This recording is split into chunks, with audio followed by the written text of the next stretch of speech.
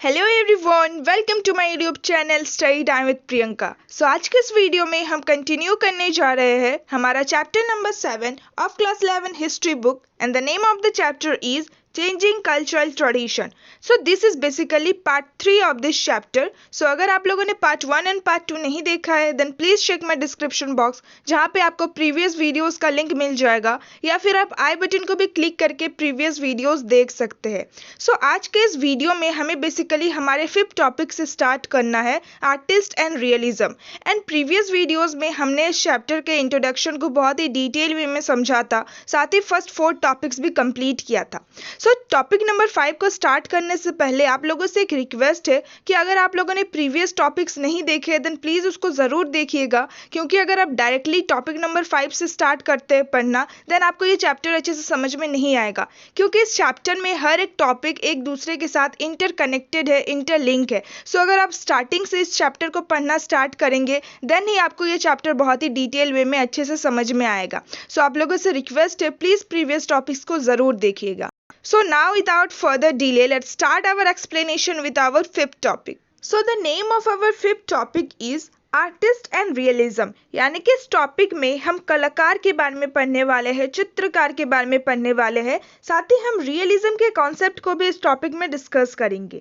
सो formal education ही सिर्फ एक वे नहीं था जिसके थ्रू ह्यूमनिस्ट अपने एज के माइंड को शेप कर रहे थे, यानी कि फॉर्मल एजुकेशन, औपचारिक शिक्षा ही सिर्फ एक जरिया नहीं था, एक तरीका नहीं था जिसके थ्रू ह्यूमनिस्ट यानी कि मानववादी अपने टाइम पीरियड के लोगों के माइंड को शेप कर रहे थे, उसको चेंज कर रहे थे। सो ह्यूमनिज्म का कॉन्सेप्ट क्या है, ह्यूमनिस्ट किन लोगों को कहा जाता है एंड ह्यूमनिस्ट आइडियाज क्या है। सो अगर आप लोगों को इन सब के बारे में नहीं पता है देन आप लोगों से रिक्वेस्ट है कि प्लीज इस चैप्टर के पार्ट 2 को देखिए, जिसमें मैंने इन सारे टर्म्स को कवर किया है। सो फॉर्मल एजुकेशन के अलावा आर्ट यानी कि कला और आर्किटेक्चर, आर्किटेक्चर क्या होता है, बिल्डिंग को कंस्ट्रक्ट करने का, प्लान करने का, डिजाइन करने का जो नॉलेज होता है, जो आर्ट होता है, उसको आर्किटेक्चर कहा जाता है। सो आर्ट, आर्किटेक्चर और बुक्स भी उतने ही इफेक्टिव रोल प्ले करते हैं जितना कि एजुकेशन ह्यूमनिस्ट आइडियाज को ट्रांसमिट करने के लिए, उसको ट्रांसफर करने के लिए। सो इस लाइन का मतलब ये है कि सिर्फ और सिर्फ एजुकेशन ही वो एक तरीका नहीं था, वो एक जरिया नहीं था जिसके थ्रू ह्यूमनिस्ट अपने आइडियाज को ट्रांसमिट कर रहे थे और अपने टाइम पीरियड के लोगों के माइंड को चेंज कर रहे थे। बट एजुकेशन के अलावा आर्ट, आर्किटेक्चर और बुक्स भी उतने ही इफेक्टिव रोल प्ले कर रहे थे, उतने ही इंपॉर्टेंट रोल प्ले कर रहे थे इस आइडिया को ट्रांसमिट करने के लिए। फिर हमें बता रखा है कि बहुत सारे जो आर्टिस्ट थे वो लोग बहुत ज़्यादा इंस्पायर्ड हुए जब उन्होंने पास्ट वर्क को स्टडी किया। सो यहाँ पे पास्ट वर्क का मतलब है रोमन एम्पायर के टाइम पीरियड में जो आर्ट वर्क हुआ करता था, जो रोमन कल्चर हुआ करता था, जो कला हुआ करता था। सो जब कुछ आर्टिस्ट ने उस कला को, उस वर्क को, उस आर्ट वर्क को स्टडी किया देन वो लोग बहुत ज़्यादा इंस्पायर्ड हुए, बहुत ज़्यादा प्रेरित हुए। एंड रोमन कल्चर के मैटेरियल रिमेन्स को, यानी कि मैटेरियल रिमेन्स किसे कहा जाता है, रोमन एम्पायर के टाइम पीरियड में जो बिल्डिंग्स, जो मॉन्यूमेंट्स, जो स्ट्रक्चर्स बनाए गए थे एंड जो कि अभी डिस्ट्रॉय हो चुके हैं, उसको मैटेरियल रिमेन कहा जाता है। सो रोमन एम्पायर के, रोमन कल्चर के मैटेरियल रिमेन को उतने ही एक्साइटमेंट के साथ देखा जाता है, उतने ही उत्साह के साथ देखा जाता है जितना कि एंशियंट टेक्स्ट को, जितना कि रोमन एम्पायर के पुराने टेक्स्ट को। सो रोम के फॉल होने के करीब 1000 ईयर्स बाद जो एंशियंट रोम है, यानी कि रोमन एम्पायर के टाइम पीरियड में जो रोम हुआ करता था, एंड कुछ डेजर्टेड सिटीज यानी कि कुछ बंजर शहरों के रुइंस में हमें आर्ट के फ्रैगमेंट्स मिले हैं, आर्ट के फ्रैगमेंट डिस्कवर्ड हुए हैं। सो अब फ्रैगमेंट्स ऑफ आर्ट किसे कहा जाता है? सो रोमन एम्पायर के टाइम पीरियड में जो आर्ट हुआ करता था, जो कला हुआ करता था, फॉर एग्जांपल उस टाइम पीरियड में जो पेंटिंग्स बनाया गया था, जो मूर्तियां, जो स्कल्पचर्स बनाए गए थे, उन सब के फ्रैगमेंट्स हमें मिले हैं, उन सब के टुकड़े हमें मिले हैं। और जब आर्टिस्ट ने इन फ्रैगमेंट्स को स्टडी किया, पास्ट वर्क को स्टडी किया, देन वो लोग बहुत ज़्यादा इंस्पायर्ड फील हुए, वो लोग बहुत ज़्यादा प्रेरित फील हुए कि उस टाइम पीरियड में आर्ट इतना ज़्यादा डेवलप था, कला इतना ज़्यादा डेवलप था, इतने अच्छे अच्छे, इतने खूबसूरत खूबसूरत पेंटिंग्स बनाया जाता था उस टाइम पीरियड में, इतने अच्छे अच्छे मूर्तियां बनाई जाती थी।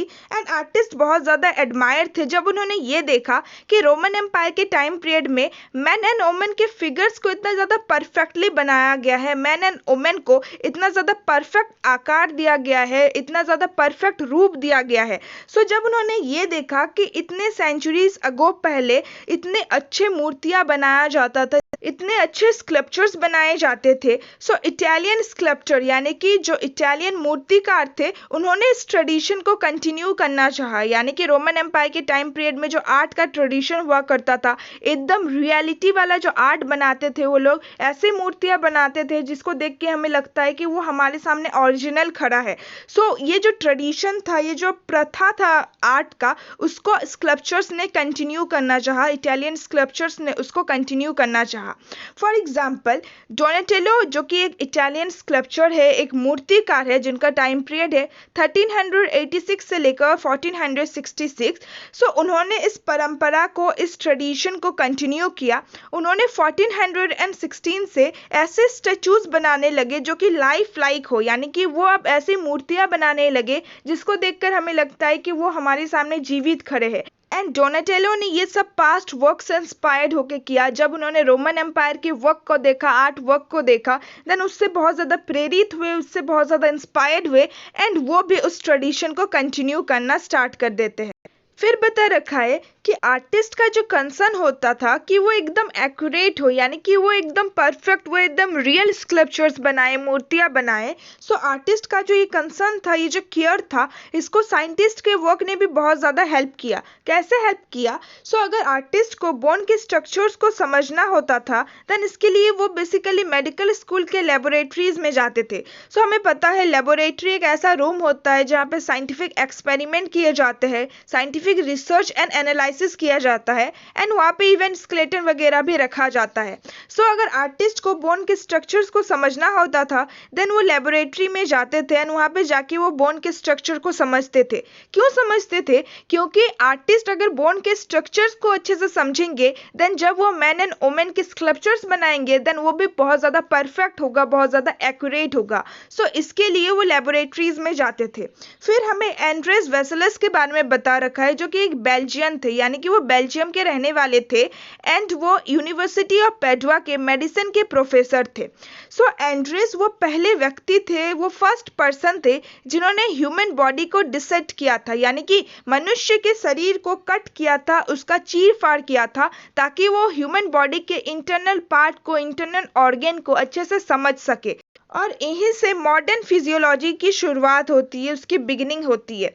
सो फिजियोलॉजी को शरीर विज्ञान कहा जाता है, जिसमें हम बेसिकली एनिमल या फिर पीपल के, ह्यूमन के बॉडी के फंक्शन को साइंटिफिकली स्टडी करते हैं। सो यहीं से मॉडर्न फिजियोलॉजी की शुरुआत होती है। फिर हमें बता रखा है कि painters did not have older works to use as model, यानी कि जो पेंटर्स थे वो अब अपने ओल्डर वर्क को, यानी कि जो भी वो पहले काम किया करते थे, जो भी वो पहले आर्ट बनाया करते थे, जो भी उनका वर्क होता था, उसको एक मॉडल के रूप में यूज नहीं करने लगे, उसको एक गुड एग्जाम्पल के रूप में यूज नहीं करने लगे, बल्कि अब जो पेंटर्स है वो रोमन एम्पायर के आर्ट को एक गुड एग्जाम्पल के रूप में यूज करने लगे, एक मॉडल के रूप में यूज करने लगे, एक आदर्श के रूप में यूज करने लगे।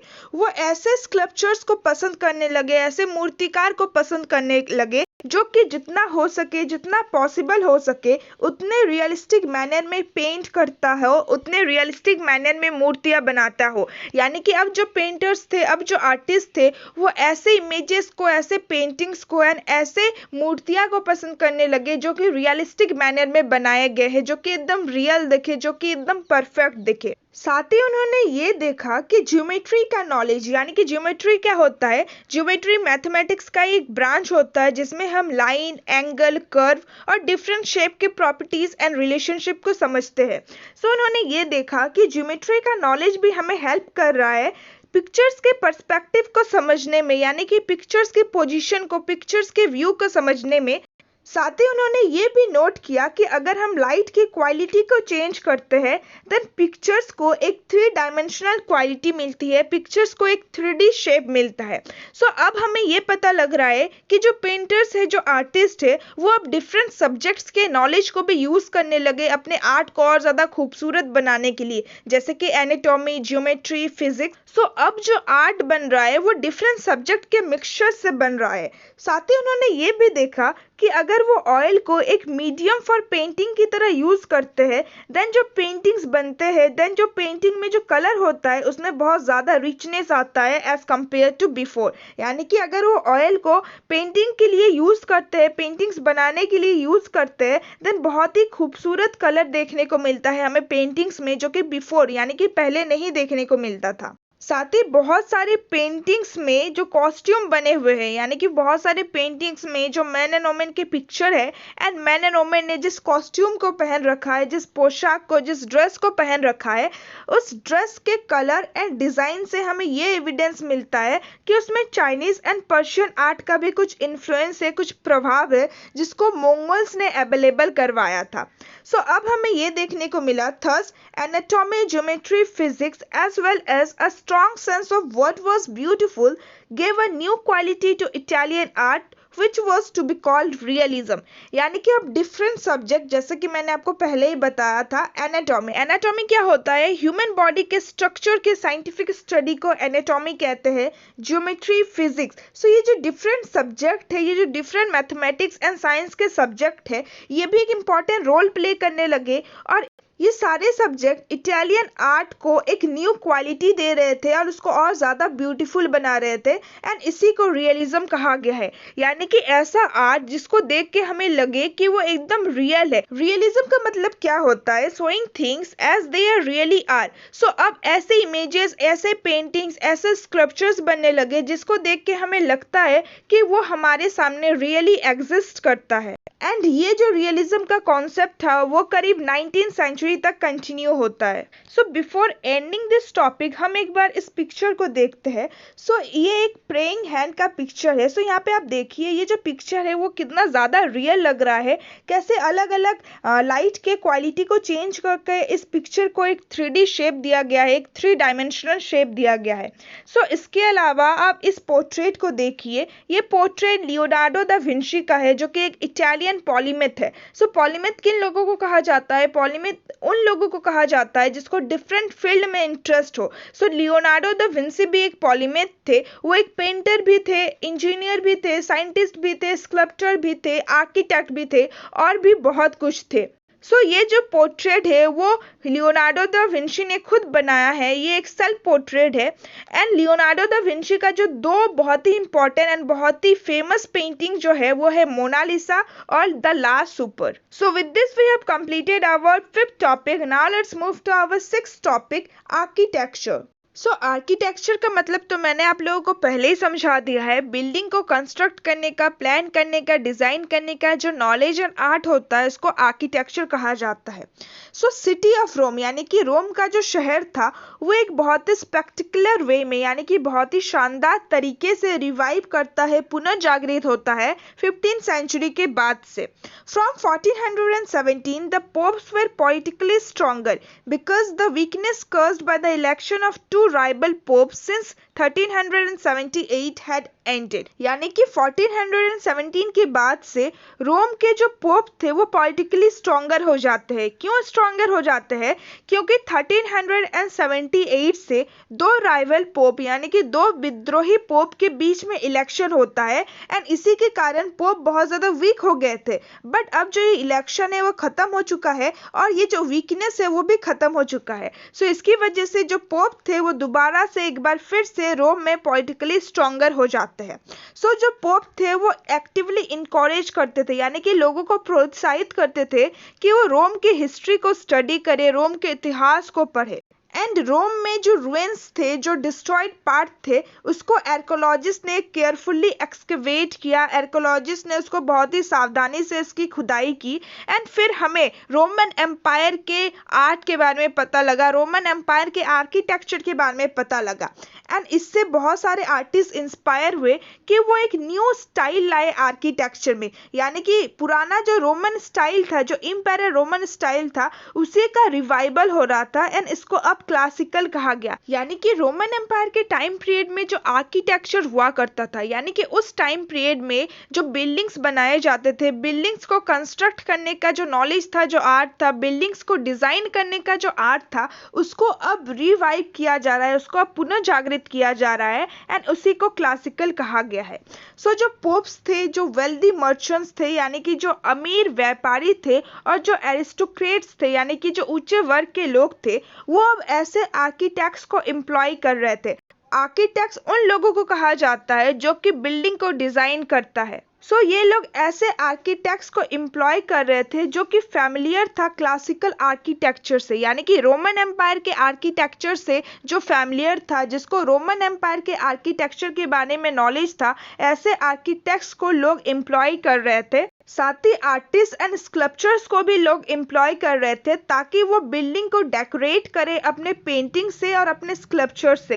Some individuals were skilled equally as painters, sculptors and architects, यानी कि कुछ जो इंडिविजुअल थे, कुछ जो लोग थे, उनके पास भी उतना ही स्किल था, उतना ही गुण था जितना कि एक पेंटर के पास, एक स्कल्पचर के पास और एक आर्किटेक्ट के पास था। The most impressive example is, so इसका जो सबसे अच्छा एग्जाम्पल है वो है माइकल एंजेलो ब्यूनरेट का। सो ये एक ऐसे पर्सन थे जो कि बेसिकली अपने 3 वर्क के लिए बहुत ज़्यादा फेमस हुए। सो पहला वर्क था उनका the ceiling he painted for the pope in the Sistine Chapel. Sistine Chapel में जो उन्होंने पोप के लिए सीलिंग को पेंट किया था, इसके लिए वो बहुत ज़्यादा फेमस हुए। सो चैपल एक ऐसा प्लेस होता है जहाँ पे क्रिश्चियन प्रेयर्स करते हैं एंड वर्शिप करते हैं, एंड सिस्टीन चैपल एक ऐसा प्लेस है जो कि ऑफिशियल रेजिडेंस माना जाता है पोप का। सो सिस्टीन चैपल के सीलिंग में यानी कि छत पे जो उन्होंने पेंट किया था, इसके लिए वो बहुत ज़्यादा फेमस हुए थे।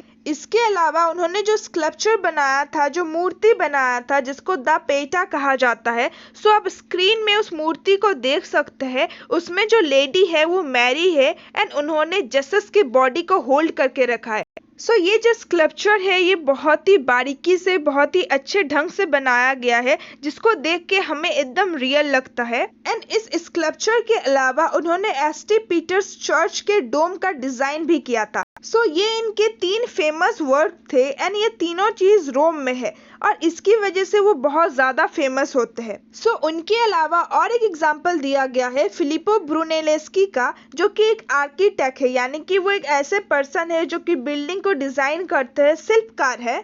Who designed the spectacular Duomo of Florence? Florence में जो ड्यूमा है, जो फ्लोरेंस में एक डोम है, आप पिक्चर में देख सकते हैं, उसको डिजाइन किया था। सो फिलिपो ने शुरुआत में एक स्कल्पचर के रूप में अपनी करियर की शुरुआत की थी, एक मूर्तिकार के रूप में अपनी करियर की शुरुआत की थी। दूसरा जो रिमार्केबल चेंज था इस टाइम पीरियड का, वो ये था कि अब आर्टिस्ट अपने नाम से जाने जाने लगे, ना से पहले की तरह किसी ग्रुप या फिर किसी गिल्ड यानी कि एसोसिएशन के मेंबर्स के रूप में। अब आर्टिस्ट को इम्पोर्टेंस मिलने लगा, अब आर्टिस्ट को उनके नाम से जाने जाने लगा। So with this we have completed our 6th topic. Now let's move to our 7th topic, the first printed books. सो इस टॉपिक में हम पहले प्रिंटेड बुक के बारे में पढ़ेंगे।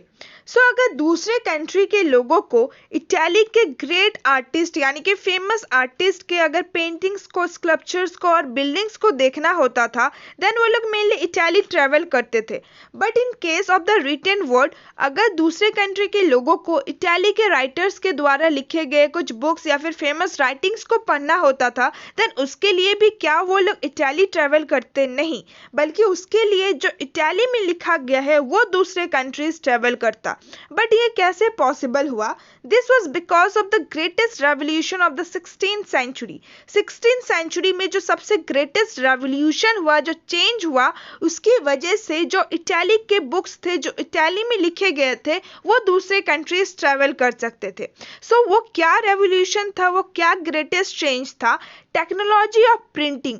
प्रिंटिंग टेक्नोलॉजी का इन्वेंशन होता है 16th सेंचुरी के दौरान। बट प्रिंटिंग टेक्नोलॉजी के लिए यूरोपियंस को कहीं ना कहीं चाइनीज एंड मोंगल रूलर्स के प्रति आभार होना चाहिए, उनके लिए ग्रेटफुल होना चाहिए, क्योंकि जो यूरोपियन ट्रेडर्स एंड जो यूरोपियन डिप्लोमेट्स थे, उन्होंने प्रिंटिंग टेक्नोलॉजी के बारे में फर्स्ट टाइम जाना। वो लोग फैमिलियर हुए प्रिंटिंग टेक्नोलॉजी के बारे में जब वो चाइनीज एंड मोंगल रूलर्स के कोर्ट में जाते थे, दरबार में जाते थे। सो प्रिंटिंग जो है वो फर्स्ट टाइम चाइना में ही हुआ था। चाइना में जो फर्स्ट प्रिंटेड बुक था वो था द डायमंड सूत्र, जो कि 868 AD में प्रिंट हुआ था एंड इसको ओल्डेस्ट प्रिंटेड बुक कहा जाता है।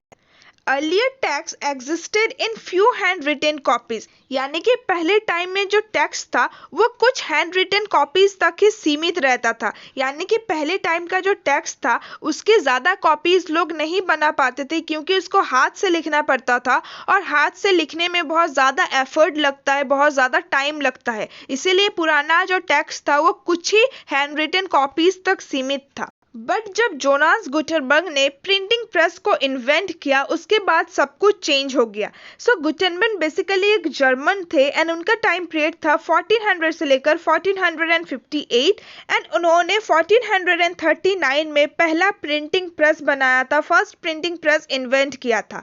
सो 1455 में जोनास गुटेनबर्ग ने बाइबल का करीब 150 कॉपीज को प्रिंट किया था अपने वर्कशॉप में। Earlier a monk would have taken the same amount of time to write out one copy of the Bible, यानी कि पहले टाइम में जब प्रिंटिंग प्रेस का इन्वेंशन नहीं हुआ था उस टाइम पीरियड में एक मॉन्क को बाइबल का एक कॉपी बनाने में जितना टाइम लगता था, गुटेनबर्ग ने बाइबल का 150 कॉपीज को प्रिंट कर दिया उसी टाइम पीरियड में। सो प्रिंटिंग प्रेस के इन्वेंशन के बाद बहुत सारे चेंजेस हुए, बहुत सारे एडवांटेज मिले लोगों को, बहुत ज़्यादा फायदा हुआ। सो अब हम पढ़ेंगे कि प्रिंटिंग प्रेस के इन्वेंशन के बाद लोगों को क्या क्या एडवांटेज मिला। By 1500, many classical texts, nearly all in Latin, had been printed in Italy. यानी कि 1500 सेंचुरी तक जितने भी क्लासिकल टेक्स्ट थे जो कि मेनली लैटिन में लिखे गए थे, सो ज़्यादातर जो टेक्स्ट होते थे वो तो लैटिन में ही लिखे जाते थे, क्योंकि लैटिन एक आप कह सकते हैं सबसे ओल्डेस्ट लैंग्वेज है। सो उन सारे क्लासिकल टेक्स्ट को इटाली में प्रिंट किया गया। सो अब हम देखते हैं कि प्रिंटिंग प्रेस के इन्वेंशन के बाद लोगों को क्या क्या एडवांटेज मिले, क्या क्या फ़ायदा मिला। So as printed books become available it was possible to buy them. So जैसे कि अब प्रिंटेड बुक्स अवेलेबल होने लगे, अब हैंड रिटन बुक्स नहीं बल्कि बुक्स को प्रिंट किया जाने लगा। सो इसकी वजह से लोग ईजिली उसको बाय कर सकते थे, उसको खरीद सकते थे। सो हैंड रिटन बुक को अगर आप खरीदेंगे देन ऑब्वियस सी बात है उसका जो दाम होगा, उसका जो प्राइस होगा वो भी बहुत ज़्यादा होगा, क्योंकि अगर आप किसी बुक को कॉपी करते हैं हाथ से लिख के देन उसमें आपको बहुत ज़्यादा एफर्ट डालना पड़ेगा, आपका टाइम लगेगा, आपको इतना ज़्यादा लिखना पड़ेगा, देन ऑब्वियस सी बात है उस बुक का जो प्राइस होगा, जो कॉस्ट होगा वो भी ज़्यादा होगा। बट अब जो प्रिंटेड बुक्स अवेलेबल थे उसमें ना तो ज़्यादा एफर्ट लगता था ना तो ज़्यादा टाइम लगता था। सो इसीलिए अब जो प्रिंटेड बुक्स का प्राइस था वो भी कम था एंड अब लोग उसको ईजिली बाय कर सकते थे and students did not have to depend solely on lecture notes. And इसका जो ज़्यादातर फ़ायदा हुआ वो स्टूडेंट्स के लिए हुआ, क्योंकि अब स्टूडेंट्स को कॉलेज के प्रोफेसर के लेक्चर नोट्स पे डिपेंड नहीं रहना पड़ा। अब वो बुक्स को डायरेक्टली खरीद के पढ़ सकते थे एंड बहुत ज़्यादा नॉलेज वो गेन कर सकते थे। सो ये था पहला एडवांटेज। दूसरा एडवांटेज ये हुआ अब आइडियाज़ यानी कि थॉट, ओपिनियन यानी कि व्यूज़ और इंफॉर्मेशन यानी कि नॉलेज अब ज़्यादा वाइडली एंड ज़्यादा रैपिडली मूव कर सकता था एज कम्पेयर टू बिफोर। यानी कि अब ideas, opinion, thoughts, views, information ज़्यादा वाइडली यानी कि ज़्यादा दूर दूर तक मूव कर सकता था और ज़्यादा रैपिडली यानी कि ज़्यादा तेज़ी से क्विकली मूव कर सकता था एज कम्पेयर टू बिफोर, जबकि प्रिंटिंग प्रेस का इन्वेंशन नहीं हुआ था। क्योंकि अब प्रिंटेड बुक्स ईजिली अवेलेबल थे, सो हर कोई प्रिंटेड बुक्स को बाय कर सकते थे एंड बुक्स में जो नॉलेज था, जो इंफॉर्मेशन था, जो व्यूज था वो बहुत सारे लोगों तक इजीली पहुंच सकता था। अ printed book promoting new ideas could quickly reach 100 of readers, यानी कि एक प्रिंटेड बुक जो आइडिया को प्रमोट करता है, जो न्यू आइडियाज को प्रमोट करता है, वो अब जल्दी क्विकली 100 ऑफ रीडर्स के पास पहुंच सकता था। This also made it possible for individual to read books since it was possible to buy copies for oneself. यानी कि अब हर एक इंडिविजुअल, हर एक लोगों के लिए पॉसिबल हुआ कि वो बुक्स को खरीद कर खुद पढ़ सकते थे, क्योंकि हर एक इंडिविजुअल बुक्स को आसानी से बाय कर सकता था। This develop the reading habit among people and इसके कारण रीडिंग का हैबिट भी बहुत लोगों में डेवलप हुआ। सो प्रिंटिंग प्रेस के इन्वेंशन होने के बाद लोगों को बहुत सारे तरीकों से बहुत ज़्यादा फायदा हुआ। बुक्स जो आइडियाज़ कन्वे करना चाहती थी, जो आइडियाज़ ट्रांसफ़र करना चाहती थी, वो बहुत ईजिली बहुत सारे लोगों तक पहुंच जाता था।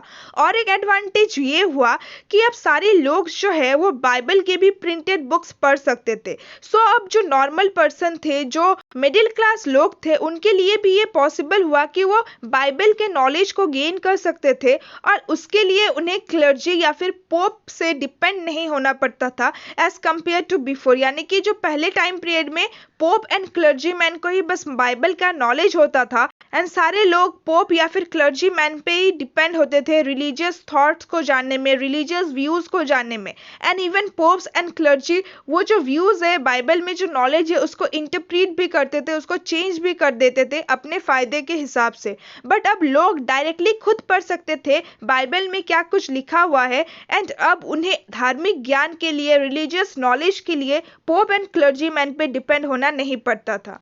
The chief reason that the humanist culture of Italy spread more rapidly across the Alps from the end of the 15th century is that printing books were circulating. So एक जो important reason था क्यों humanist culture, Italy में जो humanist culture develop हुआ था, वो क्यों इतना रैपिडली, वो क्यों इतना तेजी से स्प्रेड हुआ 15th सेंचुरी के एंड के बाद से, उसका रीज़न एक ये था कि प्रिंटेड बुक सर्कुलेट हो रहे थे। यानी कि ह्यूमनिस्ट जो आइडियाज़ थे, ह्यूमनिज्म का जो कॉन्सेप्ट था, ह्यूमनिस्ट जिस आइडिया को ट्रांसफ़र करना चाहते थे, वो प्रिंटेड बुक्स के हेल्प से बहुत ही ईजिली सर्कुलेट होने लगे। एंड ह्यूमनिस्ट का जो आइडिया था वो अलग अलग लोगों तक, अलग अलग इंडिविजुअल तक बहुत ही ईजिली पहुंचने लगा। This also explain why earlier intellectual movements had been limited to particular reason. So ये इस आइडिया को भी एक्सप्लेन करता है कि क्यों पहले का जो इंटेलेक्चुअल मूवमेंट था, यानी कि ह्यूमनिस्ट के कॉन्सेप्ट के अलावा भी पहले टाइम पीरियड में जो भी इंटेलेक्चुअल मूवमेंट हुए होंगे, वो इतना ज़्यादा लिमिटेड क्यों रह गए कुछ पर्टिकुलर रीज़न में, क्योंकि उस टाइम में प्रिंटिंग प्रेस का इन्वेंशन नहीं हुआ था एंड उनका जो व्यूज़ था, उनका जो थॉट्स था, वो कुछ ही लिमिटेड एरिया तक ही सीमित रह गया। बट प्रिंटिंग प्रेस के इन्वेंशन के बाद ह्यूमनिस्ट का जो थॉट था, ह्यूमनिस्ट का जो व्यू था, वो बहुत सारे लोगों तक पहुंच रहे थे, एक्सप्रेड हो रहे थे, सर्कुलेट हो रहे थे, mainly because of printed books. So with this we have completed our 7 topic. So I hope कि आपको ये टॉपिक भी बहुत अच्छे से समझ में आ गया होगा। So rest of the topic we will discuss in our next video. So अगर आपको वीडियो अच्छा लगा then please like my video. अगर आपको ये सारे टॉपिक्स अच्छे से समझ में आए then please comment me down. Please share my videos with all your friends and please subscribe to my channel for more videos like this. So see you soon in my next video. Till then, bye bye and stay tuned with my channel and thanks for watching my video.